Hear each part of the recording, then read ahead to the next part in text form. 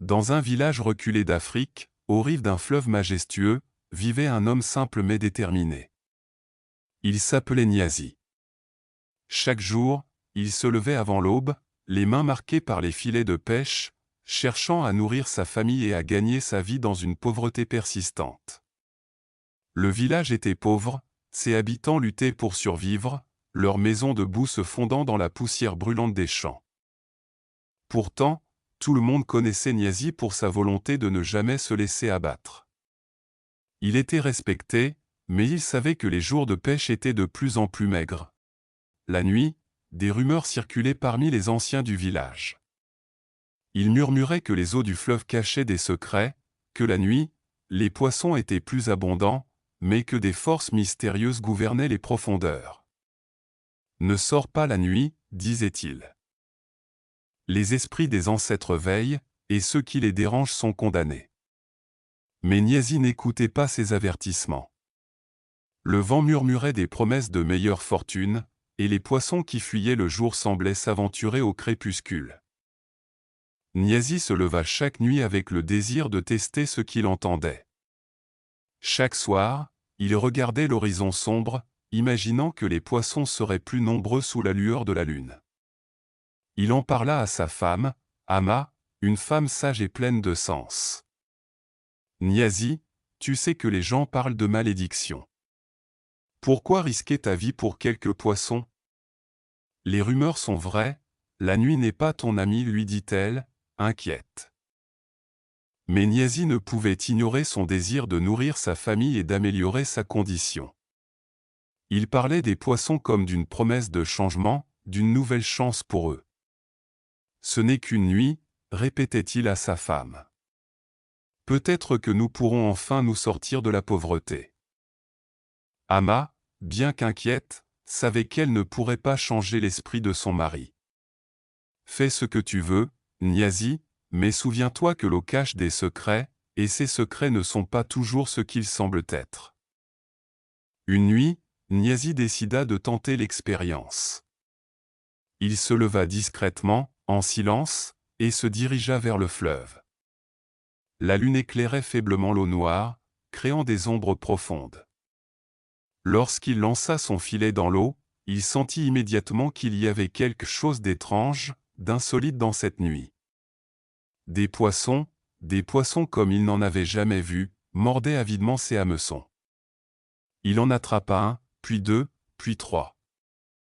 Chaque prise était plus grande et plus lourde que la précédente, cependant, Niazi se rendit vite compte qu'il n'était pas capable de transporter toute sa prise. Son filet était trop lourd pour lui. Alors, il abandonna son travail de pêche et se dirigea vers le village.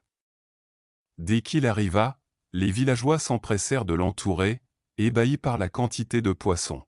« Niazi, tu as fait un miracle. » Mais il garda son secret. Il savait que cette nuit n'était qu'un début. Un miracle de plus, pensait-il, les yeux brillants de gratitude. Il se rendit à sa hutte, son cœur battant la chamade. Niazi, encouragé par son succès, retourna la nuit suivante. Il lança son filet et attendit, comme la nuit précédente. Mais cette fois-ci, quelque chose d'étrange se produisit. Un éclat lumineux sous l'eau attira son attention. Il s'approcha, inquiet mais curieux. Là, au bord de l'eau, une silhouette féminine émergea lentement de l'eau. C'était une femme d'une beauté surnaturelle, sa peau luisant sous la lune. Elle portait des vêtements faits d'écailles et ses cheveux brillaient comme des fils d'argent. Niazi, hypnotisé par sa beauté, se laissa attirer. La femme s'approcha, ses yeux brillants de malice. « Tu as pêché toute la nuit, Niazi, mais ce n'est pas ce que tu cherches vraiment, » murmura-t-elle, son regard pénétrant le sien. Envoûté, Niazi se laissa faire. Ils s'unirent, l'eau douce autour d'eux. Mais à la fin de l'acte, la femme se transforma lentement en une sirène. Son corps se coucha dans l'eau, et Niazi, horrifié, sentit son corps changer. Ses pieds se déformaient, son souffle devint difficile.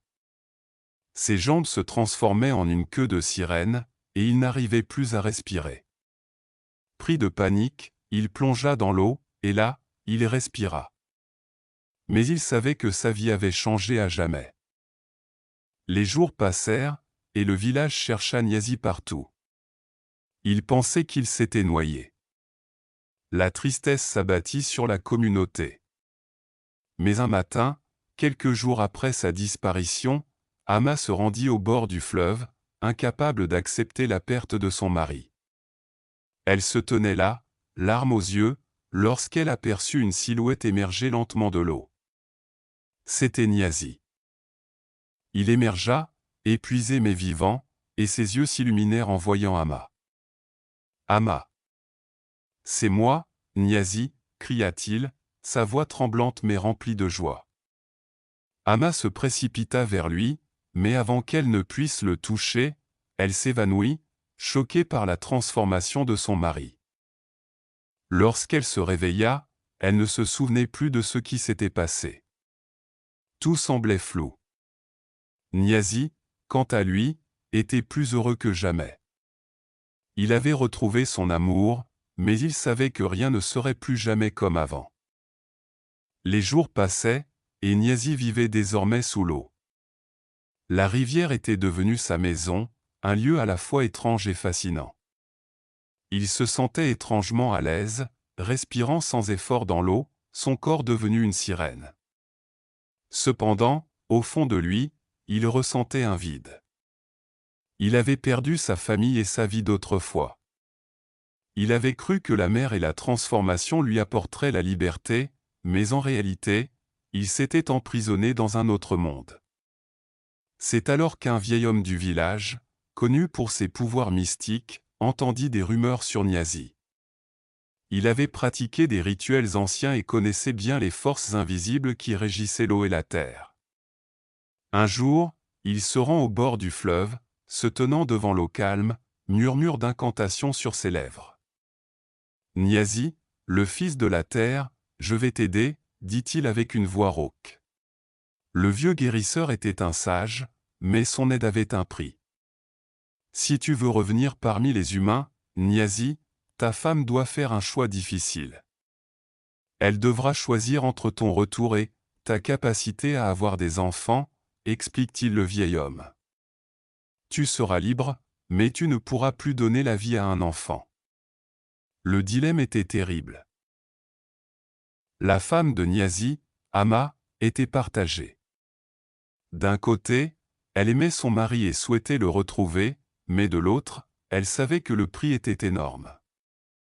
Elle a réfléchi pendant des jours, tourmentée par l'idée de renoncer à la possibilité d'avoir un enfant avec lui.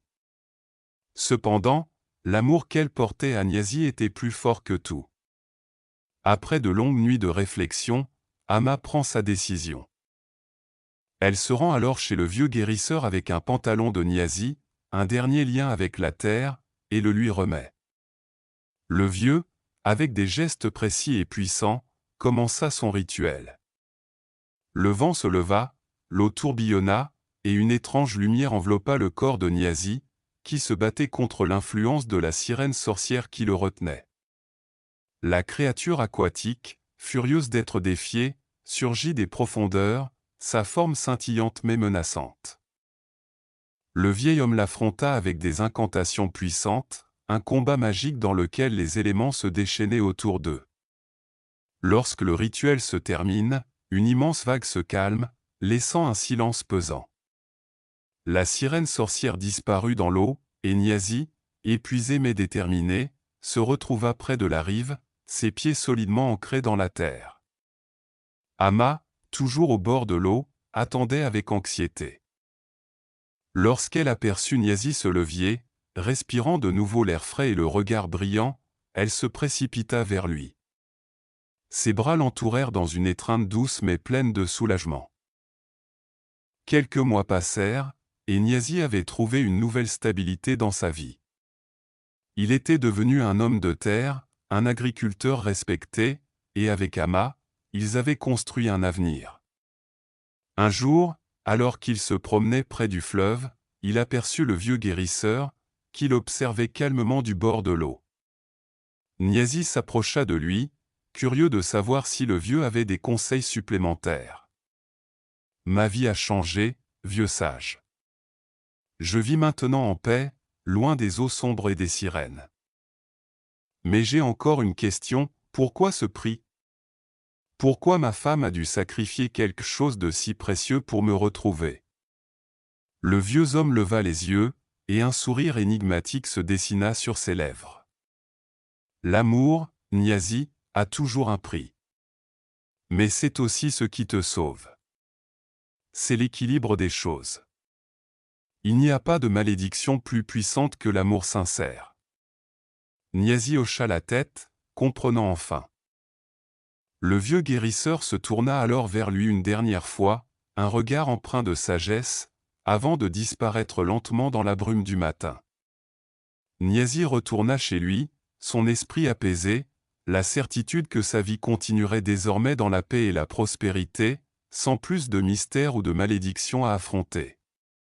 Et dans le village, personne ne sortait plus la nuit, car tous avaient appris la vérité, la mer et ses créatures n'étaient pas à conquérir, mais à respecter.